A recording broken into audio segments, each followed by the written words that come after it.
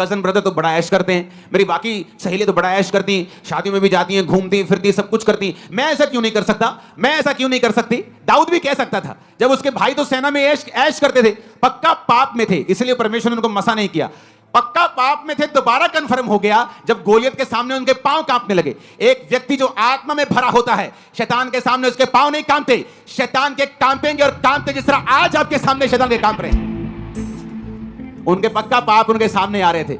कोई किसी के पांव नहीं कांपते जो पवित्र आत्मा से भरा हुआ होता है। डर उस पर अटैक कर सकता है, लेकिन उसका हल यह है, वो डिक्लेयर करता है। दाऊद ने घोषणाएं की हैं, अगर आप भजन संहिता में पढ़ेंगे, जब डर उस पर अटैक करता था, वो घोषणा करता था, मैं नहीं डरूंगा, यहोवा मेरे संग है, यहोवा मेरा शरणस्थान और बल है, संकट में अति सहज से मिलने वाला सहायक, इस कारण मुझे कोई भय नहीं, चाहे पृथ्वी उलट जाए। घोषणा, घोषणा। जब तुम घोषणा करते हो, तुम्हारी स्पिरिट में कुछ जाता है जो तुम्हें दिखता नहीं। जब तुम घोषणा करते हो, विक्ट्री तुम्हारे अंदर जाती है, बीमारी तुम्हारे अंदर से निकल जाती है, हड्डियों का दर्द चला जाता है, बीमारी श्राप चले जाते जब तुम घोषणाएं करते हो। लेकिन जब तुम इंतजार करते हो कि प्रभु कुछ करेगा, दाऊद वहां खड़ा होकर प्रभु की ओर नहीं देख रहा था कि प्रभु कुछ करेगा, कि गोलियत को हार्ट अटैक आ जाए, गोलियत अपने आप मर जाए, कुछ हो जाए, गोलियत का दिमाग चेंज हो जाए, हे प्रभु कुछ कर, हे प्रभु दया कर। उसने कहा, तेरा सिर तेरे धड़ से मैं अलग कर दूंगा, इन फलिस्ती सेनाओं के शव मैं आकाश के जंतुओं को दे दूंगा, क्योंकि तूने मुझे नहीं, तूने परमेश्वर को ललकारा है।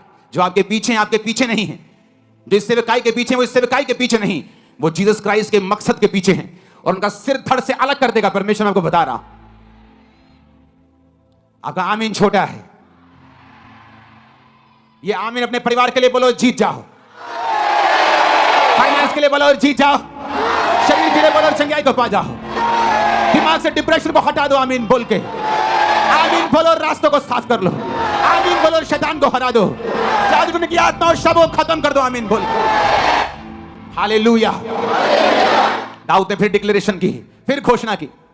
दो घोषणाएं करने के बाद वचन कहता है कि जब गोलियत उसके सामने आया, दाऊद उसकी ओर भागा, शैतान से पीछे नहीं हुआ, डर डर के नहीं उसको भाला, उसको वो गोफन मारा।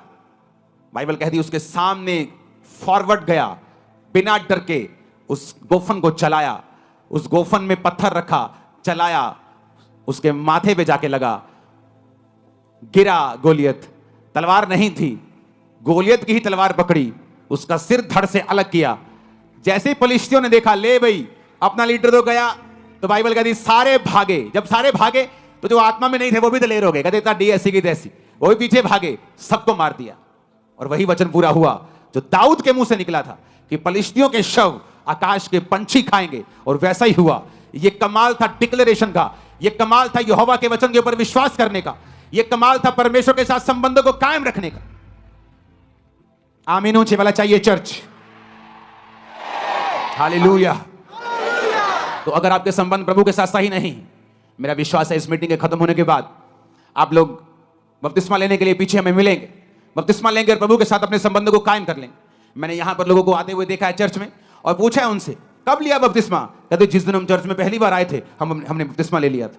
और जाके चेक करो उनके लोगों की गवाहियों को, चेक करो किस तरह से परमेश्वर ने उन्हें ब्लेस किया है, जब परमेश्वर के साथ उन्हें संबंधों को कायम किया, टाइम वेस्ट नहीं किया।